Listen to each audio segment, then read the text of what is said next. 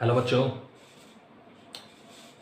Welcome to your on favourite educational channel APS science classes Kathua. तो बच्चों, आज आपकी होगी फिजिक्स की क्लास, फिजिक्स की पहली class. My self robin Khandelwal. तो 11th क्लास की हम बात कर रहे हैं और आप सभी को पता है कि 11th क्लास में लास्ट ईयर से ही एनसीईआरटी सिलेबस शुरू हो चुका है। तो हम एनसीईआरटी के हिसाब से अपनी स्टडी करेंगे। ठीक है बच्चों, तो क्लास 11th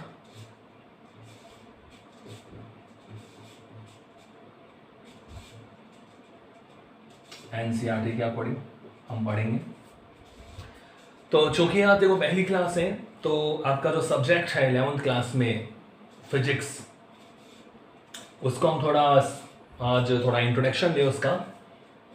तो आज अपन कोई चैप्टर शुरू ना करके पहली क्लास में थोड़ा सा फिजिक्स के बारे में सीखें कि फिजिक्स क्या है, क्या क्या हम पढ़ते हैं फिजिक्स के बारे में। ठीक है, क्या पढ़ना है आपको आने वाले 11th-12th क्लास में। तो आज का मैं टॉपिक इस तरह मान लूं, एक तरीके से इंट्रोडक्शन मान लेते हैं इसको, इंट्रोडक्शन ऑफ फिजिक्स।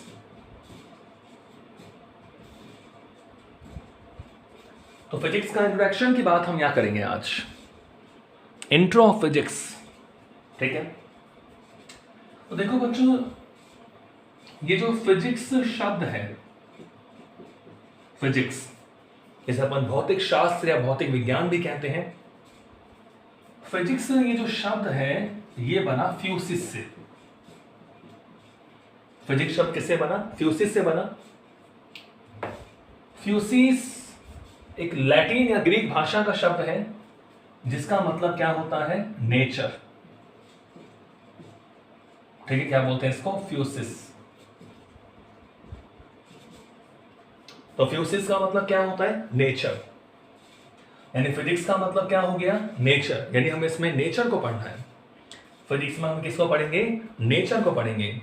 मतलब प्रकृति में होने वाली जो भी घटनाएं हैं, उन घटनाओं का अध्ययन हम किस में करते हैं? फिजिक्स में करते हैं। प्रकृति में होने वाली घटनाएं जैसे सूर्य का उदय होना, अस्त होना, पृथ्वी का सूर्य के चारों ओर घूमना, चंद्रमा का पृथ्वी के चारों ओर घूमना, सभी ग्रहों का सूर्य के चारों ओर घूमना। ठीक है, बहुत ज्यादा गर्मी होना, बहुत ज्यादा सर्दी होना, दिन रात का होना, ज्वार भाटे का आना। तो जितनी भी गतिविधियां हैं इस नेचर में, जो भी गतिविधियां, जो भी घटनाएं होती हैं, उनको समझना, ये सब सारी जो बातें हम किसमें करते हैं? वो फिजिक्स में करते हैं। किसमें करते हैं बच्चों? फिजिक्स में। तो फिजिक्स को हम क्या बोल सकते हैं कि physics is a branch of science. Physics is a branch of science in which we study nature and natural phenomena. Natural phenomena.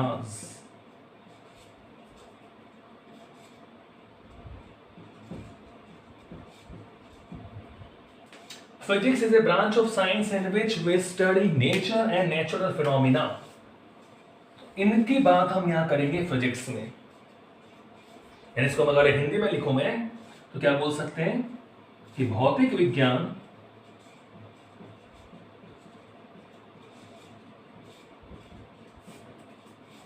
विज्ञान की वह शाखा है,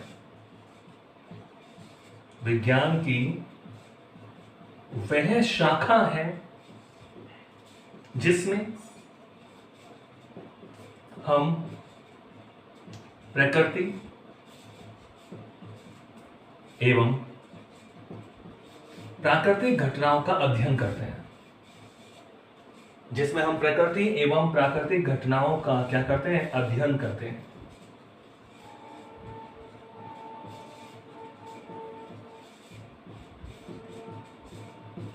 ठीक है बच्चों, तो ये तो देखो फिजिक्स शब्द का मतलब हो गया। ये तो हमें फिजिक्स के बारे में हमें एक जो नाम से ही पता लग जाता है पर्सनालिटी का। तो फिजिक्स की जो पर्सनालिटी है, फिजिक्स का जो व्यक्तित्व है वो क्या है कि नेचर के बारे में हमें इसको पढ़ना है। नेचर में जो भी घटना हो रही है उसके बारे में आपको कौन बताएगा? फिजिक्स बताएगा। क्लियर है? एक बहुत बड़े साइंटिस्ट थे हमारे पास, फिजिसिस्ट थे, भौतिक शास्त्री थे, उनका नाम था आर.पी. फाइनमैन। क्या नाम था बच्चों? आर.पी. फाइनमैन। उन्होंने कहा कि physics is like a chess game. Physics is like as a chess game. तो ये थोड़ा इंटरेस्टिंग सा लगता है हमें कि फिजिक्स एक शतरंज का खेल है। शतरंज का खेल है फिजिक्स, और पढ़ना एक शतरंज का खेल जैसा है, तो बहुत ध्यान की जरूरत है। अब मेरे हिसाब से सबसे जो टफ गेम होता है वो शतरंज का ही होता है, माइंड गेम होता है पूरा। तो physics is like a chess game. अब इसको समझो, देखो, अब जैसे मान लो कि कोई दो प्लेयर, काफी अनुभवी जो प्लेयर है, बड़े जो प्लेयर हैं, वो चेस गेम खेल रहे हैं, ठीक है, काफी देर से वो गेम चल रहा है, और मान लो हम दूर से बैठकर उसको देख रहे हैं, दूर या जहां से हमको दिखाई दे रहा है उसको हम देख रहे हैं, और काफी लंबे टाइम से हम उसको देख रहे हैं, काफी घंटे हो गए हम उसको देख रहे हैं, लगातार हम ध्यान से देख रहे हैं। अब देखो, लगातार ध्यान से देखने पर हमें थोड़ा बहुत वहां से अनुभव हो जाता है, थोड़ा बहुत हम सीख लेते हैं कि भाई इसने ये मूव करा तो ऐसा हुआ, ये हारा या जीता, इसने ये मूव चला तो इस तरह में शय हुई, मात हुई, इस तरह हम सीख सकते हैं, उसको देखकर हम उसको सीख सकते हैं। तो क्या हम शतरंज के खेल के नियमों में कोई चेंज कर सकते हैं? बिल्कुल नहीं कर सकते। मान लो काफी देर से हम देख रहे हैं तो सेम चाल वो चल रहे हैं, अचानक किसी प्लेयर ने कोई दूसरी चाल चल दी तो हमें थोड़ा आश्चर्य होगा कि नया मूव चला उसने।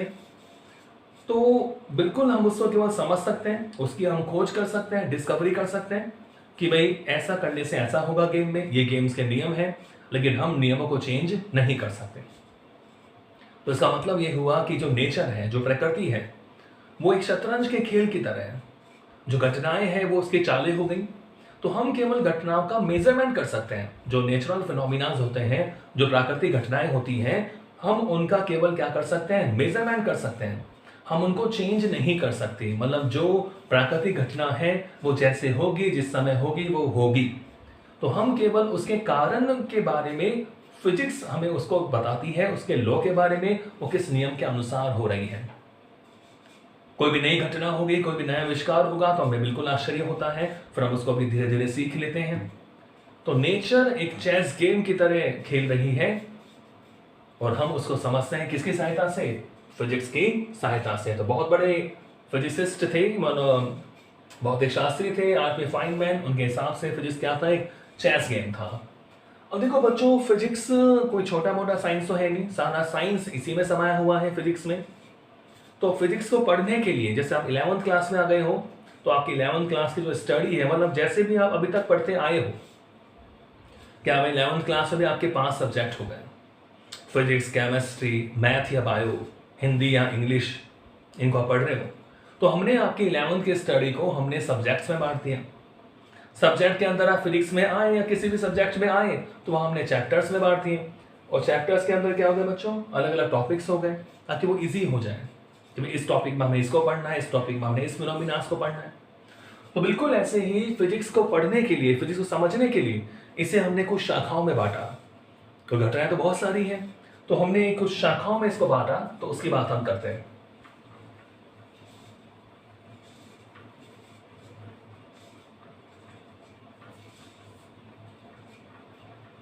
फिजिक्स को पढ़ने के लिए, ताकि इसका अध्ययन सुगमता से हम कर सकें, सरलता से हम कर सकें, तो बच्चों देखो, फिजिक्स को पढ़ने के लिए हमने बेसिकली इसको 2 शाखाओं में बांट दिया भाई।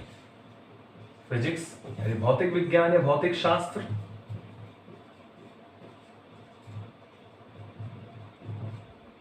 ठीक है। तो सबसे पहली जो इसकी शाखा थी उसे बोलते हैं बच्चों क्लासिकल फिजिक्स।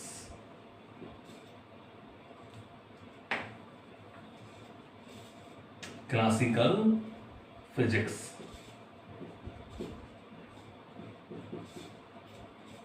सबसे पहली जो शाखा थी उसे बोलते हैं क्लासिकल फिजिक्स। क्लासिकल फिजिक्स का मतलब होता है चिरसम्मत भौतिकी।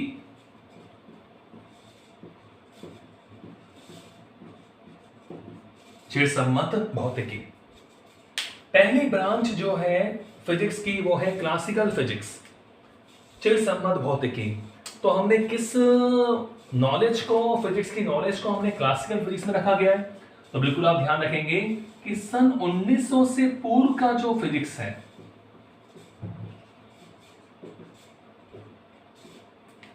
सन 1900 से पूर्व का जो भौतिक विज्ञान है, सन 1900 से पूर्व की जो फिजिक्स है, उसको हमने किस श्रेणी में रखा है बच्चों? चिरसम्मत भौतिकी के अंतर्गत रखा है। तो फिजिक्स की पहली जो ब्रांच है उसको हमने क्या नाम दे दिया? क्लासिकल फिजिक्स, चिरसम्मत भौतिकी। अब फिजिक्स में हम आ गए, अब इसमें भी हमने कुछ उप शाखाएं बना दी। जैसे इसकी पहली शाखा का मैं बताऊं तो बच्चों इसे बोलते हैं यांत्रिकी। क्या बोलते हैं इसको? यांत्रिकी बोलते हैं, यानी मैकेनिक्स। तो आज हम कुछ नाम लिखेंगे तो आपको काफी इंटरेस्टिंग लगेगा कि इतनी अलग अलग शाखाएं हैं फिजिक्स में। तो चिरसम्मत भौतिकी, यांत्रिकी, मैकेनिक्स, सबसे पहली शाखा इसकी कौन सी है? मैकेनिक्स है। तो बच्चों मैकेनिक्स का मतलब हमने यहां क्या फिक्स कर दिया कि भाई अगर आपको गति का अध्ययन करना है, किसी कण की गति का अध्ययन आपको करना है, उसकी स्थिति का अध्ययन आपको करना है, वायु में उपस्थित कणों की गति का अध्ययन करना है, किसी तरल या द्रव में उपस्थित गति का अध्ययन करना है, तो बच्चों किसमें करोगे आप? यांत्रिकी में करोगे, मैकेनिक्स में करोगे। लेकिन यहां एक कंडीशन है कि यहां उन्हीं कणों की गति का अध्ययन किया जा सकता है जिनका जो वेग होता है वो प्रकाश के वेग से बहुत कम हो। बिल्कुल आपको पता है कि सबसे अधिकतम जो वेग होता है किसका होता है? प्रकाश का। तो प्रकाश का वेग मैक्सिमम होता है, कितना होता है? c is equal to 3 into 10⁸ metre पर सेकेंड होता है। मैक्सिमम है, सबसे ज्यादा वेग प्रकाश का वेग होता है। तो हम उन्हीं कणों की गति का अध्ययन यहां पर करते हैं जिनका वेग प्रकाश के वेग से बहुत कम होता है। अब देखो यांत्रिकी में भी हमने अलग अलग शाखाएं बना दी। जैसे इसकी देखो पहली शाखा अगर मैं A नंबर मान लूं तो उसको मैंने बोल दिया स्थैतिकी। क्या बोल दिया? स्थैतिकी, स्टैटिक्स। यांत्रिकी की पहली शाखा मैंने क्या बोल दी? स्थैतिकी। तो बच्चों स्थैतिकी का मतलब क्या होगा कि भाई अगर आपको स्थिर वस्तुओं का अध्ययन करना है तो वो कौन सी ब्रांच में करेंगे? स्थैतिकी में करेंगे। किसमें करेंगे बच्चों? स्थैतिकी में करेंगे। ठीक है। अब देखो इसकी जो दूसरी ब्रांच है उसको हमने बोल दिया गतिकी, यानी गतिशील वस्तुओं का अध्ययन किसमें करना है भाई? गतिकी में करना है। इसको बोलते हैं काइनेमैटिक्स। क्या बोलते हैं इसको? काइनेमैटिक्स। ऐसे ही अगर वायुमंडल में उपस्थित जो कण है उनकी गति का अध्ययन करना है तो इसे बोलते हैं बच्चों वायु गतिकी। क्या बोलते हैं? वायु गतिकी, एरोडायनेमिक्स।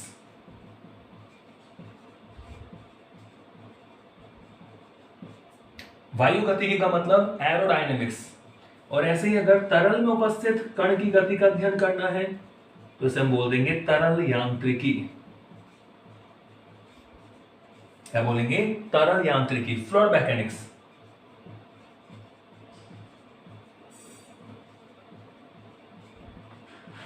तरल में उपस्थित जो कण हैं उनकी गति का अध्ययन हम किसमें करेंगे बच्चों? फ्लूइड मैकेनिक्स में करेंगे। तो समझ गए? तो ये यांत्रिकी की ब्रांचेस हो गई। तो मैंने आपको बताया कि फिजिक्स की पहली ब्रांच उसे हमने बोला है क्लासिकल फिजिक्स, सन 1900 से पहले वाली फिजिक्स है। चिरसम्मत भौतिकी पहली शाखा हमने क्या ली है? मैकेनिक्स ली है। तो यांत्रिकी का मतलब क्या होता है कि हमें यहाँ कणों की गति का अध्ययन करना होता है लेकिन जिनका वेग प्रकाश के वेग से बहुत कम होता है। क्लासिकल फिजिक्स में ध्यान रखना आप। तो इसमें हमने 4 शाखाएं बना दी: स्टैटिक्स, स्थैतिकी, काइनेमैटिक्स, गतिकी, एरोडायनेमिक्स, वायु गतिकी एंड फ्लूइड मैकेनिक्स, तरल यांत्रिकी। ठीक है बच्चों। ऐसे देखो इसकी दूसरी जो शाखा है उसको मैंने बोल दिया प्रकाशिकी। क्या बोल दिया बच्चों? प्रकाशिकी, ऑप्टिक्स।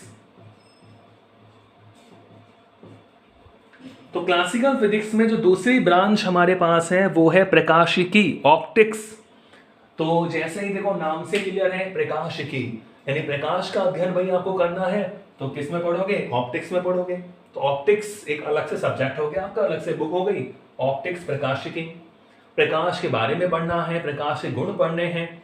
जैसे छोटी क्लासों में आपने पढ़ के आए हो, जैसे प्रकाश का परावर्तन, प्रकाश का अपवर्तन, ये सब आपने पढ़ा है। वर्ण विक्षेपण होना, ये सब सारी बातें आपने पढ़ी हैं। तो प्रकाशिकी में हम केवल किसका अध्ययन करते हैं? प्रकाश के बारे में अध्ययन करते हैं। ऐसे बच्चों तीसरी जो इसकी मैंने शाखा बना दी, वो उसको लिख दिया मैंने ऊष्मागतिकी। इसे बोलते हैं थर्मोडायनेमिक्स।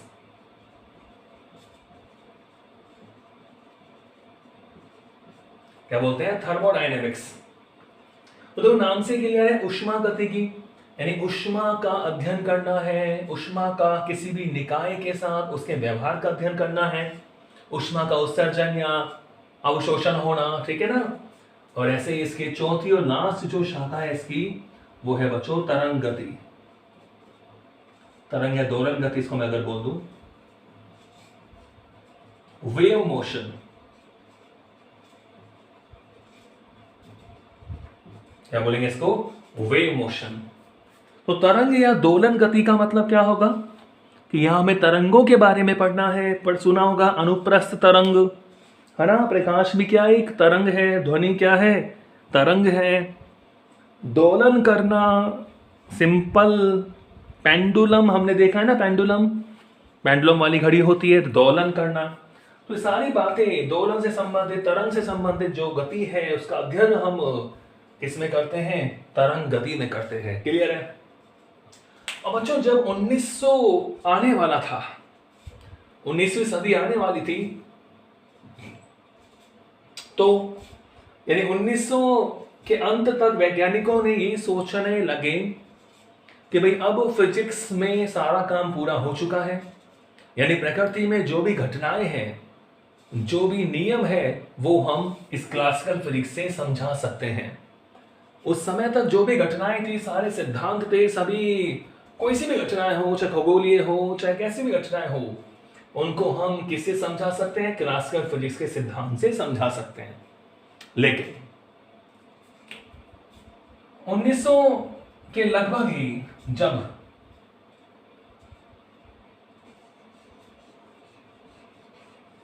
देखो कुछ ऐसी खोजें हुई, जैसे एक वैज्ञानिक था रॉन्जन। क्या नाम था उसका? रॉन्जन। तो रॉन्जन ने एक्स किरणों की खोज की।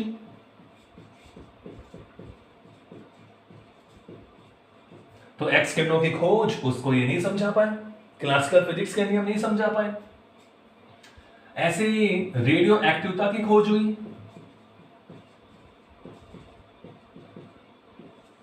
रेडियो एक्टिविटी की खोज हुई, उसको भी एक क्लासिकल फिजिक्स के सिद्धांत नहीं समझा पाए। तो इन ऐसी जो खोजें हुई, जैसे एक्स किरणों की खोज होना, रेडियो एक्टिविटी की खोज हुई, ऐसे ही पदार्थ,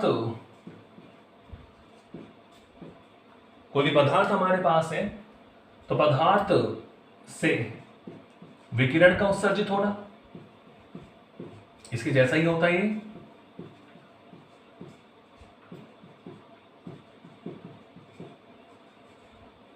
इसको चिरसमक भौतिकी के सिद्धांत नहीं समझा पाए। तो बिल्कुल जैसा कि आपको पता है कि आवश्यकता ही आविष्कार की जननी होती है, तो इन तरह की खोजों को समझाने के लिए एक नई ब्रांच बनाई गई। यानी 1900 से अब तक की जो फिजिक्स चल रही है, सन 1900 से वर्तमान तक की जो फिजिक्स है, वो उसके अंदर आएगा, उस कैटेगरी में आएगा। तो यहां हमारी जो सेकंड नंबर की ब्रांच है, 1900 से अब तक की जो फिजिक्स है बच्चों, उसको हमने बोल दिया मॉडर्न फिजिक्स। क्या बोल दिया उसको हमने? मॉडर्न फिजिक्स, आधुनिक भौतिकी।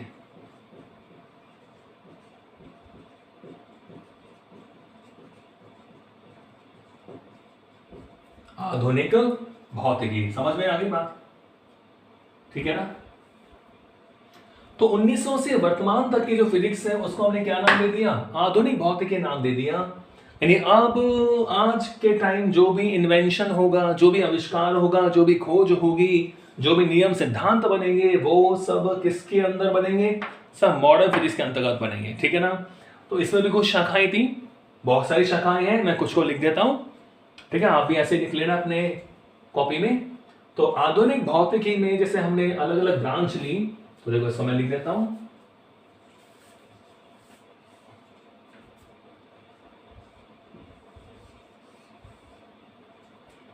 तो यहां भी देखो कई सारी ब्रांच हमारे पास थी, तो ठीक है, इसके अंदर चल रहा है सारा। तो जैसे मैंने लिया भाई परमाणु भौतिकी,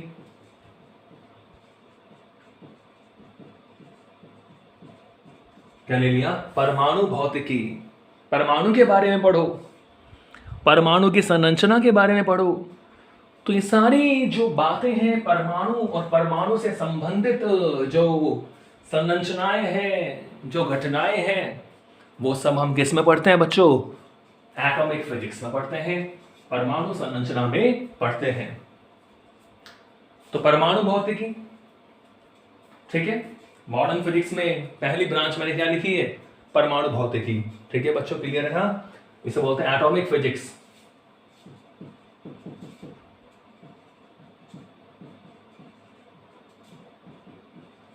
एटॉमिक फिजिक्स, ठीक है ना? परमाणु और उसके गुणधर्मों का अध्ययन, परमाणु भौतिकी। और दो या दो से अधिक परमाणु मिल जाते हैं तो क्या बन जाता है? अणु बन जाता है। तो भाई अणुओं के बारे में पढ़ना है, अणु की संरचना पढ़नी है, तो इसे बोलेंगे आणविक भौतिकी। अणु भौतिकी, या मैं आणविक लिख देता हूं इसको, आणविक भौतिकी। ठीक है ना? आणविक भौतिकी यानी मॉलिक्यूलर फिजिक्स।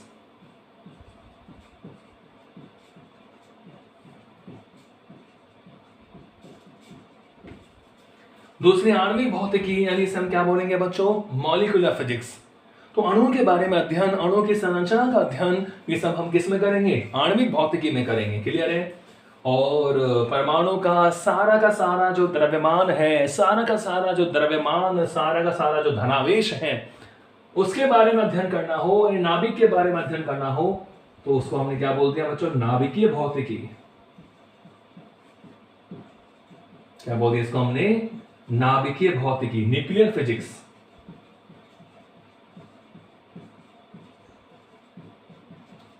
क्या बोल दिया? Nuclear physics. ठीक है ना? परमाणु भौतिकी, एटॉमिक फिजिक्स, ऐसे मॉलिक्यूलर फिजिक्स, आणविक भौतिकी और नाभिकीय भौतिकी। तो इसके अलावा भी हम बहुत सारी ब्रांचें लिख सकते हैं। ऐसे बच्चों देखो क्वांटम भौतिकी, मैं कुछ नाम लिख रहा हूं तो इनको भी आप लिख लेंगे। क्वांटम सिद्धांत के बारे में पढ़ना, क्वांटम भौतिकी, क्वांटम फिजिक्स।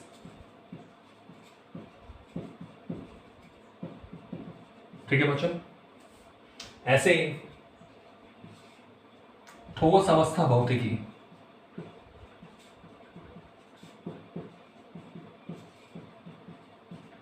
यानी बच्चों सॉलिड स्टेट फिजिक्स। जैसे इनका नाम है वैसे इनका काम है। ठोस अवस्था भौतिकी यानी सॉलिड स्टेट फिजिक्स। ठीक है? तो कौन कौन सी ब्रांच निकली हमने देखो? परमाणु भौतिकी, एटॉमिक फिजिक्स, ठीक है, आणविक भौतिकी, मॉलिक्यूलर फिजिक्स, नाभिकीय भौतिकी, न्यूक्लियर फिजिक्स, एंड क्वांटम भौतिकी, क्वांटम फिजिक्स, एंड ठोस अवस्था भौतिकी, सॉलिड स्टेट फिजिक्स। तो और भी हम कई ब्रांचें लिख सकते हैं। यहां लिखता हूं मैं, जैसे बच्चों देखो इलेक्ट्रॉनिक्स यानी वैद्युत की,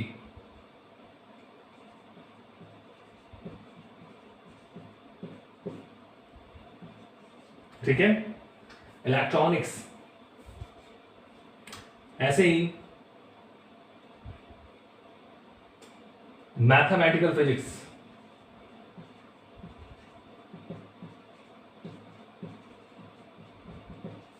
गणितीय भौतिकी, बिल्कुल मैथमेटिकल फिजिक्स भी होती है, गणितीय भौतिकी। ये आप हायर क्लास में पढ़ोगे, अभी आप 11th क्लास में नहीं पढ़ोगे इनको। हाई क्लास में पढ़ोगे मैथमेटिकल फिजिक्स। ऐसे ही जैव भौतिकी, ठीक है बच्चों, इसे बोलते हैं बायोफिजिक्स। जैव भौतिकी यानी बायोफिजिक्स। तो देखो मैथमेटिक्स आ गई, बायोलॉजी आ गई, आपको अगर केमिस्ट्री भी आनी चाहिए, बिल्कुल आएगी। रसायन भौतिकी यानी केमिस्ट्री, मैथ, बायो सब फिजिक्स में ही है, तो इसको पढ़ना कितना इंपॉर्टेंट और इंटरेस्टिंग होने वाला है। रसायन भौतिकी, केमिकल फिजिक्स, ठीक है। पृथ्वी का अध्ययन करना है, भूभौतिकी। क्या बोलेंगे बच्चों? भूभौतिकी यानी जियोफिजिक्स। फिजिक्स जो पढ़ेगा वही जिएगा साइंस की दुनिया में। भूभौतिकी, जियोफिजिक्स, ठीक है। चलो स्पेस में चलते हैं, स्पेस में लेके चलते हैं आपको। तो मैं यहां लिख रहा हूं, देखो स्पेस फिजिक्स। अंतरिक्ष भौतिकी,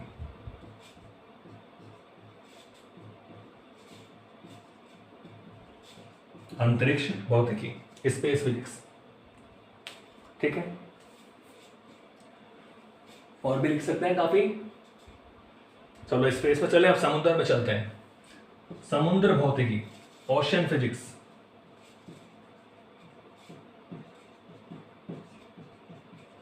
क्या बोलते हैं? Ocean physics.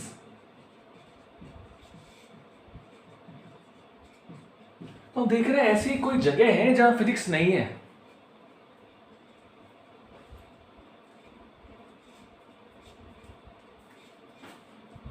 हर जगह फिजिक्स, ये फिजिक्स,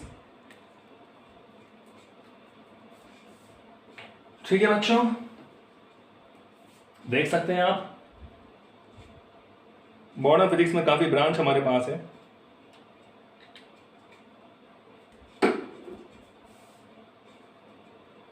समुद्र भौतिकी, ओशियन फिजिक्स। चलो ज्योतिषी में चलते हैं, एस्ट्रोफिजिक्स, तारा भौतिकी, तारे सितारे, क्या बोलते हैं इसको? तारा भौतिकी।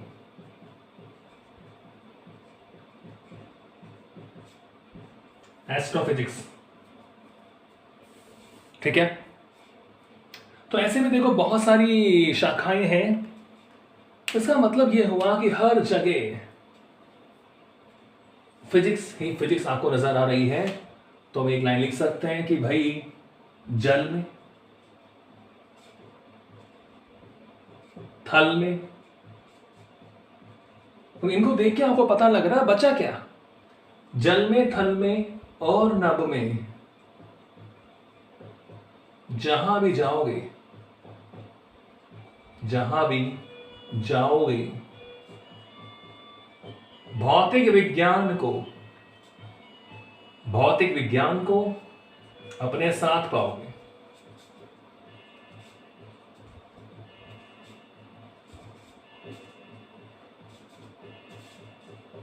पायो, फिजिक्स का धन पाया आपने। तो हर जगह, जल में, थल में, नभ में, जहां भी जाओगे भौतिक विज्ञान को अपने साथ पाओगे। तो इसको पढ़ना बहुत इंपॉर्टेंट है। तो बच्चों ये था आपका थोड़ा सा फिजिक्स का इंट्रोडक्शन। नेक्स्ट वीडियो में अपन चैप्टर शुरू करेंगे, ठीक है। तो आप बिल्कुल अपने नोट्स बिल्कुल बनाएंगे, मैं आपको लिखवाऊंगा सभी बिल्कुल डेफिनेशन जो भी है, मतलब अपने चैप्टर के हिसाब से, और बुक के साथ साथ हम काफ़ी क्वेश्चंस भी और करेंगे। तो बिल्कुल आप वीडियो को काफ़ी देखें, शेयर करें, लाइक करें, कमेंट करें, क्लियर है। और वीडियो आप रेगुलर देखना, रेगुलर क्लास आएंगे आपकी 11th की, ठीक है। तो मिलते हैं नेक्स्ट वीडियो में एक नए टॉपिक के साथ, नए चैप्टर के साथ। Thank you.